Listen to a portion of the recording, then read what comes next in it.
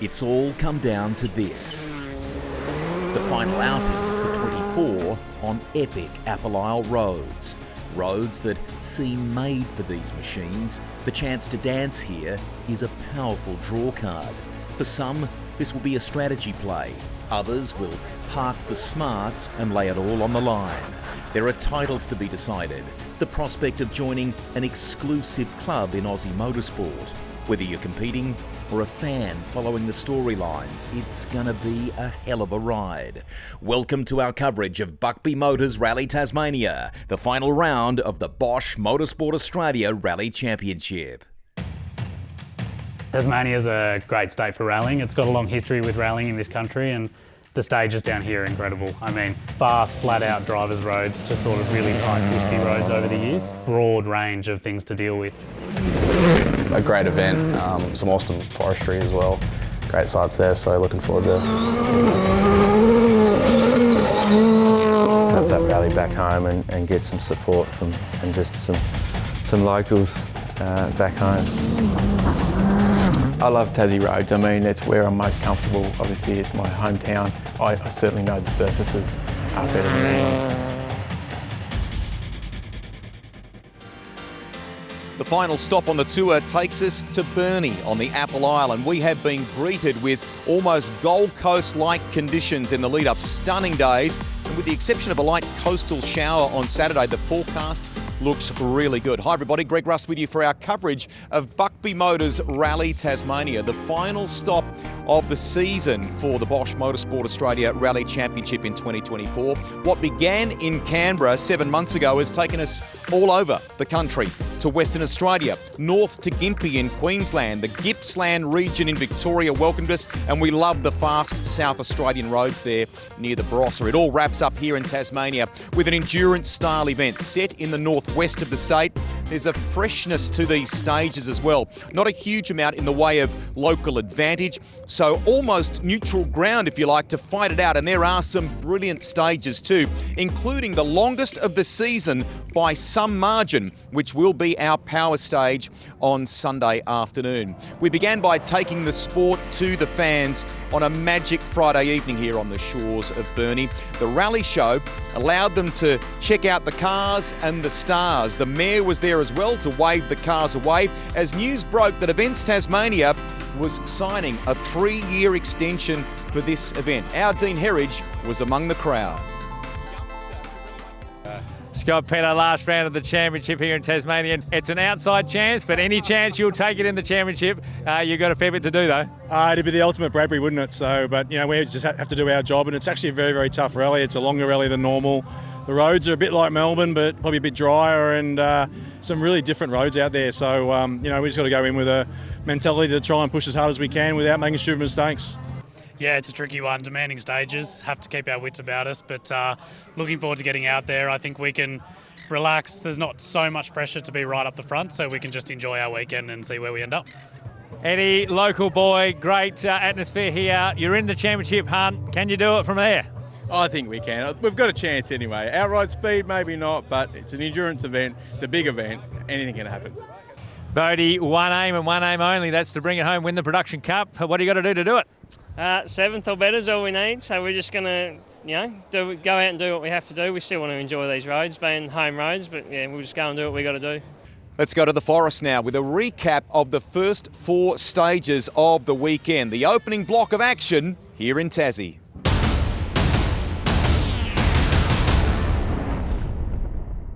Mild conditions made for a pleasant start, but dust became a real talking point, not for car 1 on the road. Yeah, look good. It's everything's going to plan. You know, we're trying to bring them into the fight if we can. So definitely plenty of room left. Cool little stage, that one. Scott Petto was driving in the moment and revelling. Harry Bates, hampered by the conditions, almost 6 seconds off the leader. Those two, we didn't really have any dust issues, so first 2 were a struggle. Those 2, not a problem. So hopefully this afternoon, it's a bit more of this sort of rain would be really, really good for the whole field, I think. Lewis, meanwhile, kept the pressure on Petto, the gap between them just 0.9. Yeah, it's been a challenging morning with the dust, but we've tried to manage it the best we could. We've had a issue-free morning, which is nice. Richie Dalton was back and having a crack. Same as everyone else, the dust is an issue, but yeah, I'm just so happy to be back and be part of it, and I forgot how good it was. The Luffs developed a little shift cut issue, but were able to drive around it. Yeah, good actually. Stage 1 was a bit hairy. We had a few issues with this flat shift. It was just cutting out on us, so we just disconnected it. But yeah, them 3 stages are unreal. That 3rd stage is the coolest stage I've ever done. On the next stage, Harry wrestled second outright from Lewis, his sights squarely on Pedder.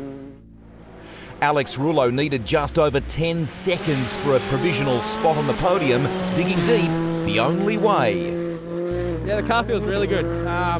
Yeah, we've made a lot of changes to the car, and yeah, it feels mint. His dad Peter was outside the top 10, having battled some intercom issues. Yeah, we've still got the same issue. We just jimmied up something in Jimmy's helmet. It's been pretty rough out there. We've had a couple of spins, so fortunately we didn't hurt anything. But no, loving this. It's really good. But yeah, changing conditions all the time. Clayton Hoy was seriously impressive, the best of Mainfix Production Cup and ruffling a few outright contenders. The problem is we've got to do all day today on these tyres, so we've been trying to save them, but I think when you're trying to save your tyres, your driving becomes a bit efficient too, so that's probably where some of the time's coming from. Jack Monkhouse made a welcome return to Trenching Systems Australia two-wheel drive Classic Cup in his cult favourite, the mighty 180B. But it was Tom Clark who had his measure early in another Datsun. His stanza was flying until stage 3. Sharp 2 right.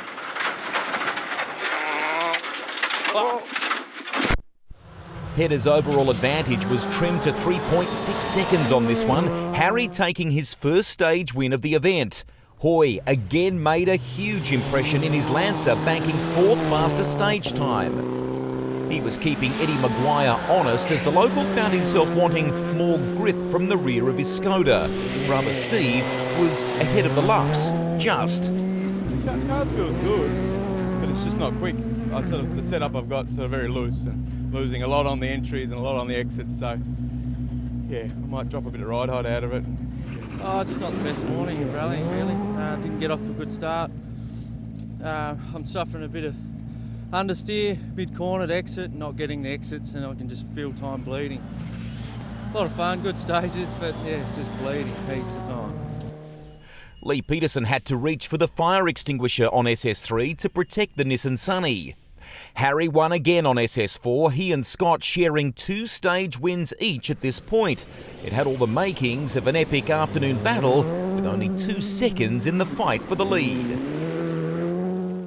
Now, we've just been informed by officials of a discrepancy between the start boards and GPS on stage 3. So that stage has been removed from these updated results you're seeing here to fairly address that for everyone involved. Scott has a little more breathing space now, not much, 5.7 seconds in outright terms, with Lewis Bates third, Josh Redhead, good job, in the top 10. He is second in Mainfix Production Cup at this point, Aidan Peterson third. Tony Sullins is back in two-wheel drive this weekend. Mitch Garrett tops Junior Cup. Jack Monkhouse now leads Trenching Systems Australia two-wheel drive Classic Cup, and Redhead four-wheel drive Classic Cup. Glenn Brinkman has repaired an oil cooler line and is set to rejoin Subaru WRX Challenge here. Delighted to be joined at Pedder's Rally Central by a couple of, let's call them local heroes, but they've also been involved heavily in the preparation, the build for this event. Steve and Eddie Maguire, welcome to both of you. Thanks, Rusty. It's great to be here. Tell us firstly about the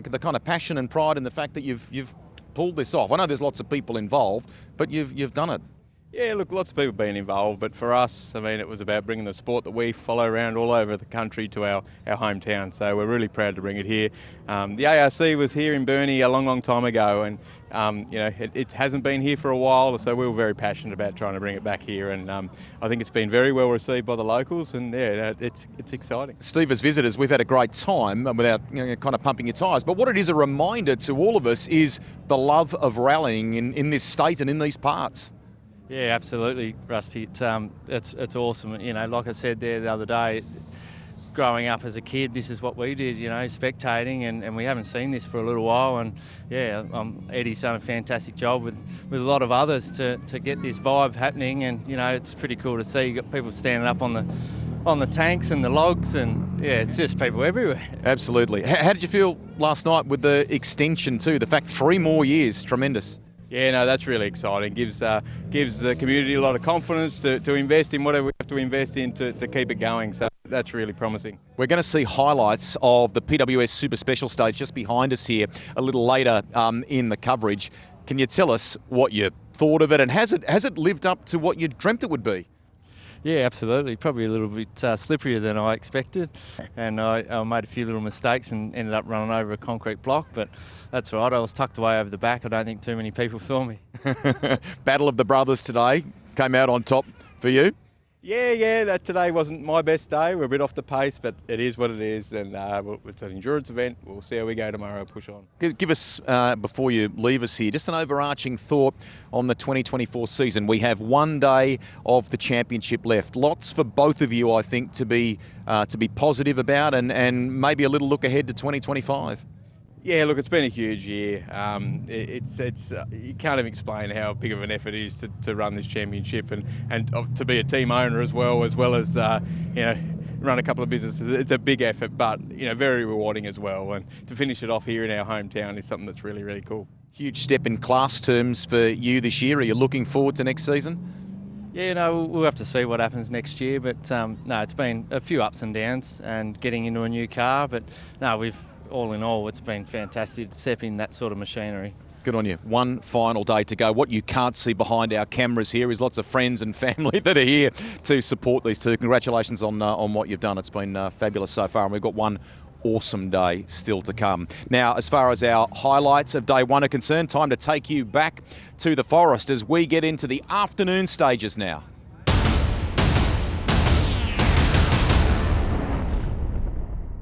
Just 17 cars completed the second pass over Una, among them Troy Dowell, who's stared down some incredible health challenges in recent years. There was a collective sense of pride in our rally family seeing him back and knocking on the door of the top 10. Sort of got it a better rhythm. It was a bit easier, not as much dust, and I was just really enjoying myself out there. Had a lot of fun. Scott Pedder won this stage by 2.8 over Harry Bates, and in doing so extended his lead to 8.5. Further down the order, two-wheel drive cup leader Tony Sullins triggered the rally safe warning. The accelerator stuck flat on the ground. The accelerator stuck flat. Okay. We had a little bit of an off and the MIV was so fast to get to us, but we're both okay and we're safe. Halfway around the corner, the accelerator just went flat. The accelerator just drove us off the road, and we just ran out of road and tumbled down the road. I really don't know whether the pedal stuck on or whether my foot pushed on it while I was pushing the brakes or what the problem is, but the in-car will be the decider. Aidan Peterson pulled over to help and the stage was stopped. Peterson would eventually rejoin, but there was a significant loss of time. Redhead had been tracking nicely until the Mitsubishi suffered a mechanical problem. We went back in time for a moment on SS6 as former ARC champions Cody Crocker and Greg Valletta won the stage in Mainfix Production Cup. Clayton Hoy still had the class lead but dropped 3 places to ninth outright after a suspected puncture. In the long one, I thought I had a slow puncture, so if we had to stop to change the no puncture, it would have been all over. So I just started nursing the car. It happened very early on, and I was nursing the car that much that I didn't get into it enough to realise that it wasn't actually punctured. So I just thought it was half down, and yeah, all good. But Bodie Reading had eyes on the bigger prize. He'd been fast all year in this class, but it was the title that was the target here.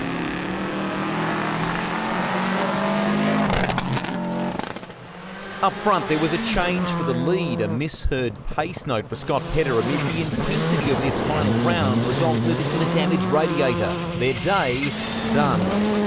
It moved Harry Bates into the top spot and turned a deficit of over 5 seconds into an advantage of nearly 15. Really happy. Scott and I went for a different tyre choice. I think there were pluses and minuses to both. Really, it probably equalised, but I think he's had a problem in the previous stage to this. Jack Monkhouse was a popular addition to the field here and lived up to the hype. In the top 15 overall and leading two-wheel drive classic. They say go hard or go home in this sport. Richie Dalton opted for the former and spectators were left in no doubt. Yeah, it was good. We're improving all the time. We had dust issues in there in that last one again. Yeah, look, I'm happy enough. We have a good, clean, solid day. Lewis Bates won the final stage before the evening's super special by 0.9 over his brother. The outright positions were the other way around though. Harry holding a 22nd lead in a Toyota Gazoo Racing 1-2 and Alex Rouleau moving up to third. Yeah, I think we probably hit the same dip he did this morning, but yeah, solid day. It's obviously a bit frustrating about the dust this morning, but is what it is now, and it's more or less the same for Harry and Coral, but yeah, we're pretty happy with our day, clean day. Local hope Eddie Maguire was less than a minute behind Rouleau in fourth. Dalton unaffected by the little scare in fifth there. Steve Maguire just over 10 seconds ahead of the Luffs, with Hoy, Rouleau and Dowell rounding out the top 10. Now Hoy leads Reading by a minute and a half in Main Fix Production Cup. Mitch Garrett on the cusp of something special as far as the results of Junior Cup are concerned. Monkhouse in command of Trenching Systems Australia two-wheel drive classic, and Brinkman is back in Subaru WRX Challenge. Now on Friday here on the foreshores in Burnie, I had a great chance to catch up with the series leaders, Harry Bates and Coral Taylor, on the eve of something potentially very special for both of them in the ARC history books. Well done, everybody. Round one winners of the Bosch Motorsport Australia Rally Championship. Harry Bates and Coral Taylor. Another round win to Harry Bates and Coral Taylor. What a combination this is proving to be. Welcome to both of you. You're on the cusp of something really cool here, individually and collectively. Tell me about the path to this point for 2024 and how competitive, how tough it's been. It's been a consistent year, I think. We've pretty much had pace at every rally.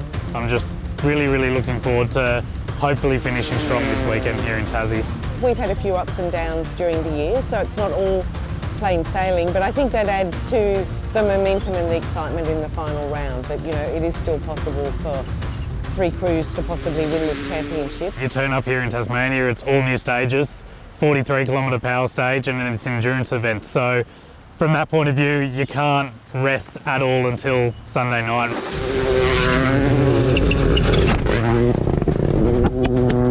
On paper, you could say we could afford to be a little more conservative, but there are risks in that, right?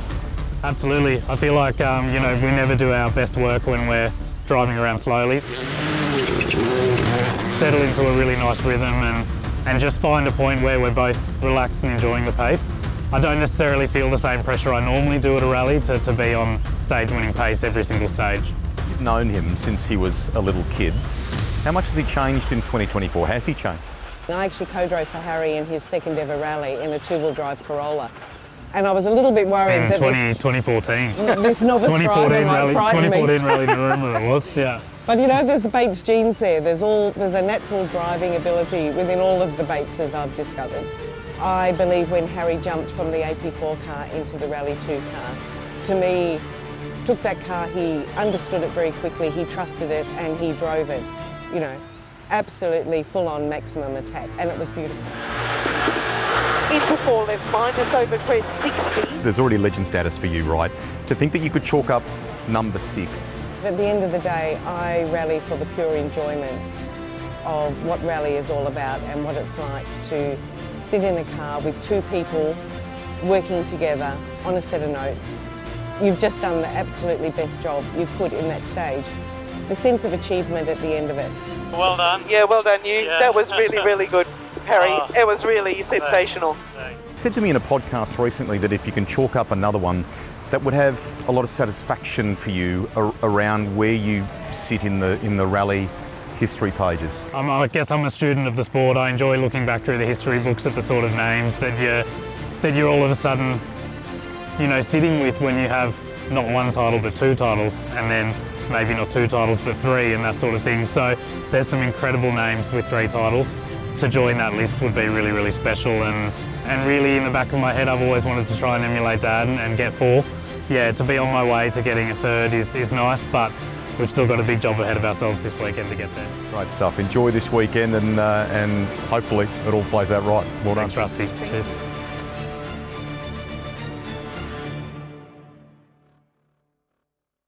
Delighted to be joined here now at Pedders Rally Central by the President of Motorsport Australia, Andrew Fraser. Welcome. G'day, Rusty. You get around lots of motor racing events. Give us a sense of where this stacks up on a personal level. I feel like they've hit it out of the park here. They've absolutely smashed it. I was just talking to people here. They've all loved it. The crowds loved it. The drivers loved it. The drivers said that the special stage here was awesome and they could see and hear the crowd despite the noise they were making. All right, we're going to bring you some highlights of that in just a few moments' time. Obviously, we've had the news in the lead up to this, an extension courtesy of Events Tasmania, 3 more years. How good? So the Tasmanian government really needs to be thanked for committing for 3 more years of Rally Tasmania. Also want to shout out to Mayor Buckby from Burnie, who's also chipped in and personally got on the phone to help secure this event. I think we've got more people here than live in Burnie at the moment. There's people everywhere and it's awesome. It's great for the sport. It's great for motorsport. It's really great for the Australian Rally Championship. This sport, one of the biggest trophies in the Motorsport Australia cabinet, I know. There's a proud connection between MA obviously and rallying, but we are in a little changing phase. You guys will keep a very strong involvement or connection to it, but Adrian Coppin and his team are going to embark on something pretty special. They've been involved in it this year already and they're doing a knockout job, aren't they? Yeah, Adrian's a great friend of Motorsport Australia, been with us for a long time, and obviously with his company now going to take it to the next level, and we've seen where that can really work right around the world, and we think there's big things ahead for the Australian Rally Championship. Thank you for stopping by and chatting with us. Great to be here. There he is, Andrew Fraser. We've seen him at Speed Series throughout the year and all sorts. Time for the final piece of the puzzle on day one. An almost gymkhana setting here at Pedders Rally Central. A super special stage with the lot.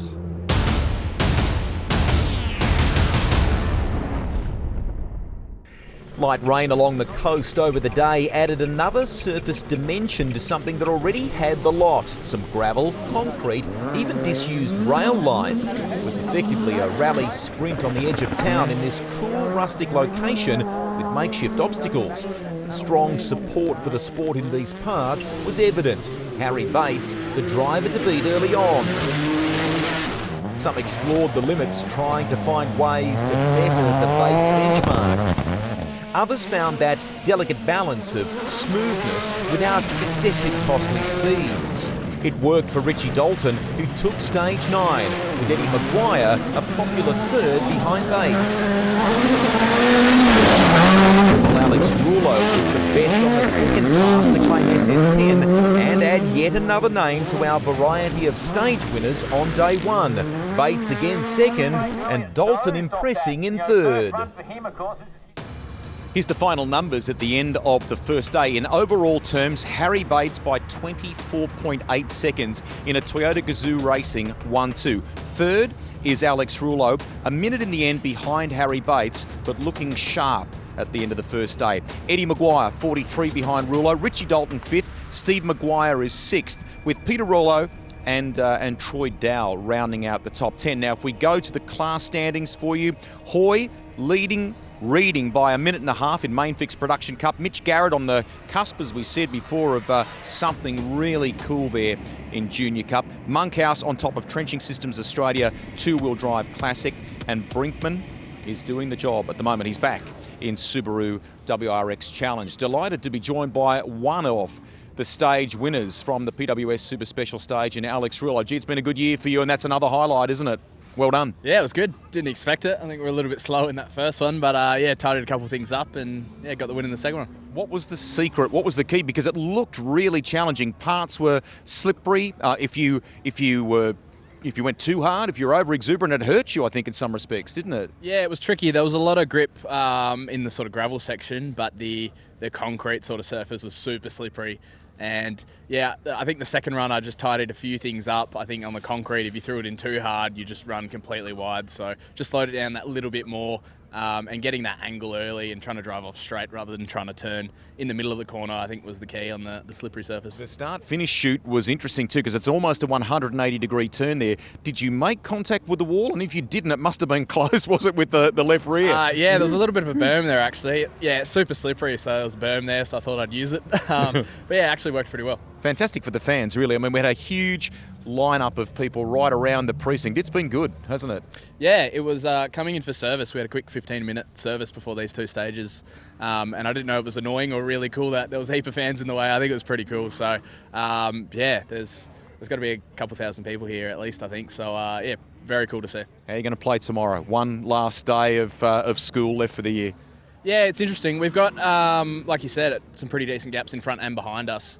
But in saying that, we've got a lot of kilometres tomorrow. So if we can pull a second a kilometre, or if we lose the second of a kilometre, those gaps can be reeled right in. So I think we'll use tomorrow as a bit of a test day for us, but not try to throw too much time away if we go the wrong way. Okay. Thanks for stopping by and chatting with us. Good luck on Sunday. Cheers. There he is, Alex Rouleau. Let's head back to Petters Rally Central here. Dean Herridge is catching up with some of the other stories. Jack Monkhouse, leader, two-wheel drive Classic Cup after the first day back, mate. You'd be pretty delighted with that. Yeah, it's pretty exciting, Dean. I didn't expect it. Obviously, very green as a driver, and a bit disappointed, I suppose, with the commitment in the first sort of loop of stages. But I'm happy to keep it on the island and improve in the afternoon.